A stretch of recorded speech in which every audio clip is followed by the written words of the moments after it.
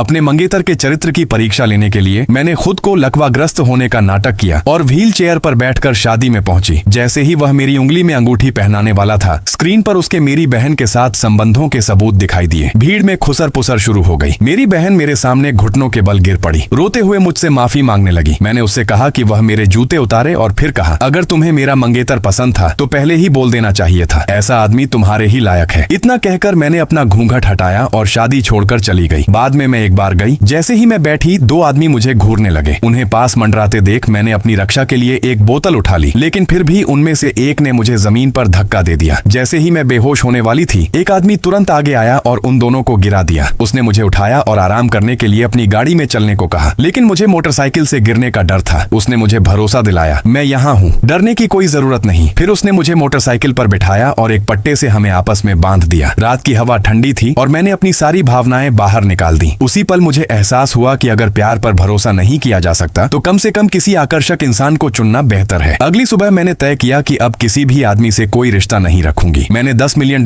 की एक black card निकाली और उसे सामने रखकर चेतावनी दी कि वह दोबारा मुझसे संपर्क न करे, वरना अंजाम भुगतना पड़ेगा। पीछे मुड़े बिना मैं वहां से चली गई। मुझे यह नहीं पता था कि मेरे जाते ही बॉडीगार्ड्स की एक टीम आई और सम्मान पूर्वक उससे परिवार की संपत्ति में लौटने को कहा। उधर शादी के स्कैंडल की वजह से कंपनी के शेयर गिर गए। पत्रकार मेरे पीछे पड़ गए और पूछने लगे कि क्या यह गठबंधन टूट गया है। मैंने सार्वजनिक रूप से घोषणा की कि सगाई रद्द हो चुकी है और मैं कभी पीछे नहीं देखूंगी। मैंने गर्व से कहा कि मेरा करियर कभी किसी आदमी पर निर्भर नहीं रहेगा। लेकिन उसी दिन काम के बाद मैं फिर से उस हैंडसम आदमी से मिली। कुछ ही समय बाद मैंने उससे शादी कर ली, वही मोटरसाइकिल वाला आदमी। एक पारिवारिक समारोह में मेरा पूर्व मंगेतर 50 मिलियन की जेड लेकर आया और रिश्ता फिर से जोड़ने की गुजारिश की। मैंने उसके सामने ही जेड तोड़ दी और साफ कह दिया कि यह असंभव है। फिर मैंने अपनी शादी का प्रमाण पत्र निकाला ताकि उसे सच्चाई दिखा सकूं। उसी पल उसने अपना असली चेहरा दिखाया। उसने बताया कि मैंने पहले उससे शादी इसलिए की थी क्योंकि उसने बचपन में मेरी जान बचाई थी, लेकिन मुझे गहरा झटका तब लगा जब पता चला कि असल में मुझे बचाने वाला वह नहीं था।